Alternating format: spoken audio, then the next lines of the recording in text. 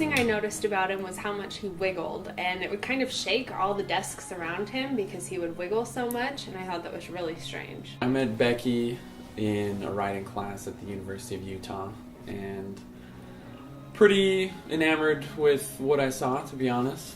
After class one day, I kind of went up, and I thought he was pretty cute, this strange wiggler, and I said, "Hey, do I know you from somewhere?"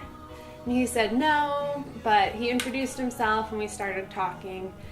And we traded our first papers that we'd had to write for the class. And the papers were interesting because they were about a seminal moment in our lives, something that had changed us.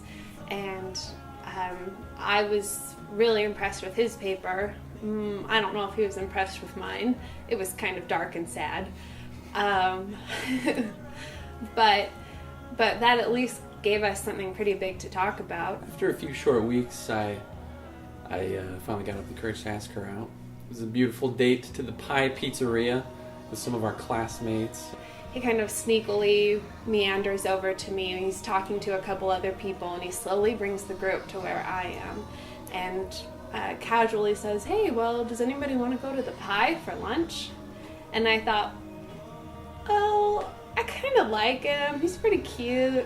I have cross-country practice in an hour and a half, though, and running on a stomach full of pie pizza is about the last thing I want to do, but I wanted to be with Ryan more than I didn't want to run on a cheesy stomach. I later learned that was quite a commitment for Becky at that point because she hated the pie and she had to run later that day. So that was nice. After that, I asked her out to sushi and kind of reeled her in from there, I like to think, but it was good.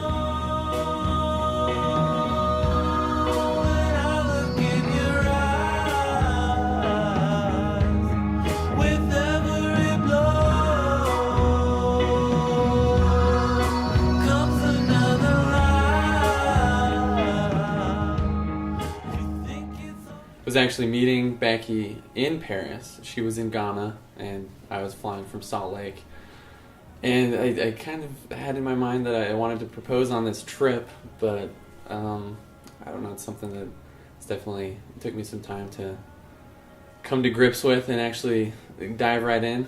But on my way out, I stopped at a gift shop in the Salt Lake airport, bought a little $10 ring that I ended up proposing with, and I was at night, Paris, Eiffel Tower. There were a lot of people taking pictures, and the tower was beautifully lit up. And I was just happy and skipping around, and Ryan pointed to a pathway that led from the platform where we were down to the tower. So he pointed to that and said, "Well, let's go take a walk over there." He had just seemed a little bit weird to me that night, like nervous maybe, I don't know. I was shaking in my boots, got down on a knee in the mud, popped the question.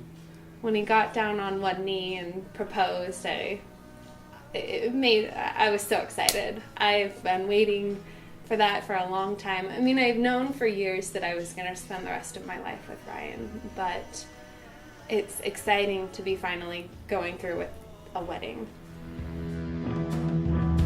Can't you feel the night?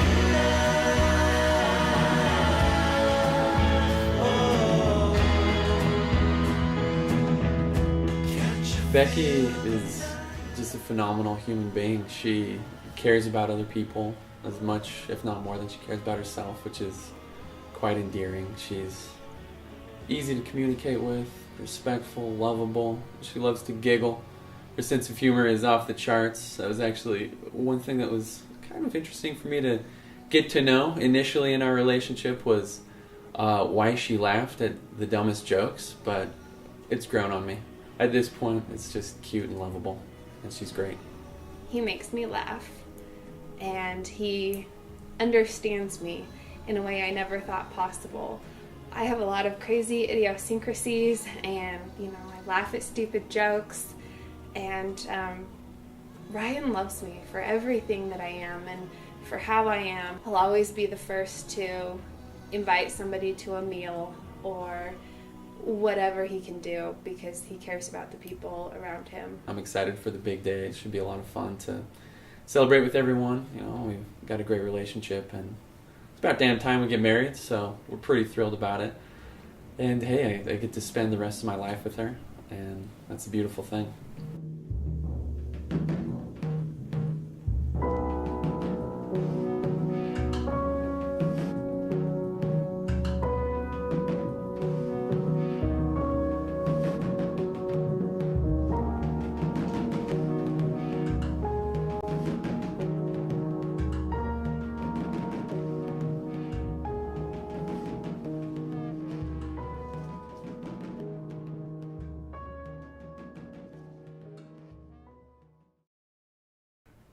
What does Snoop Dogg use to do his laundry? Okay, let me try again. I think it's better with the laughing. What does Snoop Dogg use to do his laundry? What? Bleach!